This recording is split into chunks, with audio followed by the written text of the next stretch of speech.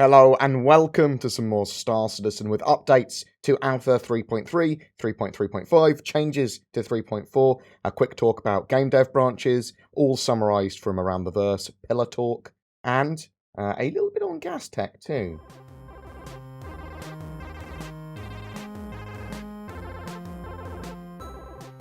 They confirmed on Around the Verse Alpha 3.3 is going live later today, the 9th of November.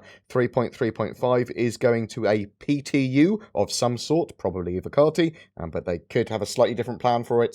Unlikely, but in short order after 3.3 is released to live. Now, that could mean a few hours after 3.3 goes live, or it could mean a couple of days later, but it will be pretty damn quick.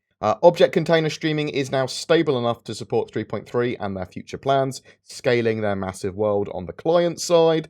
Alpha 3.4, the December release this year, is going to see some features pushed back to 3.5. The sheer amount of work needed for some of the features in 3.4, literally getting them from game dev back into 3.4 build and then all released to live, would put it at risk of being delayed again. So it takes them time to get a game release branch or a particular branch of the game. So they take their game dev branch and they split it into 3.3, say. And then once they've finished that 3.3 build, they then put it back into game dev.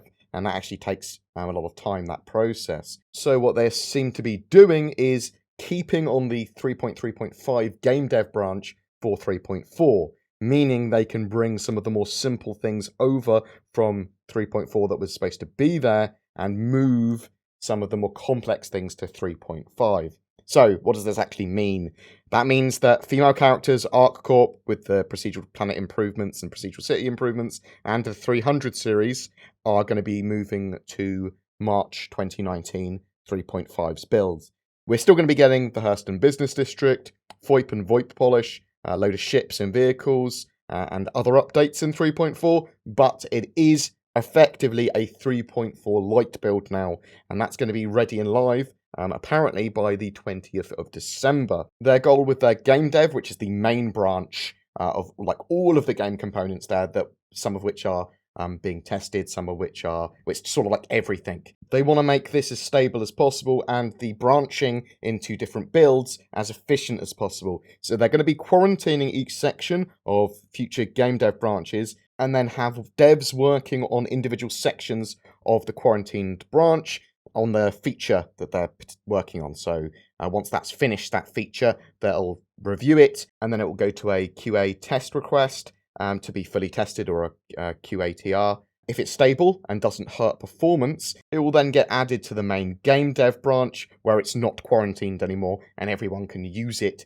for their features and all that sort of stuff. So their new streamlined process is coming out at the start of 2019 and should make for quicker, more stable builds. Going back to 3.3 again, a PTU 3.3.0 AD patch did come out with 2 lines of changes. Ruto's hologram should now work and appear properly, and they fixed 2 server crashes. However, this patch is not stable. By that I mean it is incredibly crashy. Crashy when you load in, crashy throughout. Most likely they'll have to either fix the source of that crash quickly or roll back the changes for a live build. So it'd be on the previous build. Typically, can be little tiny small things that are making stuff unstable. They should know it should be one of the changes they made to like probably one of the server crashes, and they fixed something that broke something else. They also showed on Around the Verse some of their cloud tech tools. So they're making these tools for volumetric clouds. They can make a shape and then the tool makes it into a realistic looking cloud. This process can turn previous sort of like months worth of work into weeks or days. They can use curl noises and splines to make interesting shapes in these clouds too. The tools basically turn geometry into volumetrics and volumes at high detail. It also allows artists to show and plan visually rather than just telling others what they wanted to do and what they want the space to look like. They can actually visualize it now. It still requires a lot of work and then polish, and they can use it for very obvious dense areas, or they can restrict your view when you're in the cloud, or they can use it for very subtle variations in space. It's to make space and the areas there more interesting, but also there's obviously going to be gameplay uses for this in the future. So with 3.3 live, I will get a patch notes video, new features video stuff, a quick start guide, state of the game up eventually, updated setup guide for VoIP and VoIP, maybe some more focused how-to videos in the next few days. Please tell me what you want content-wise in the comments below. That will help me guide what I'm going to do and when.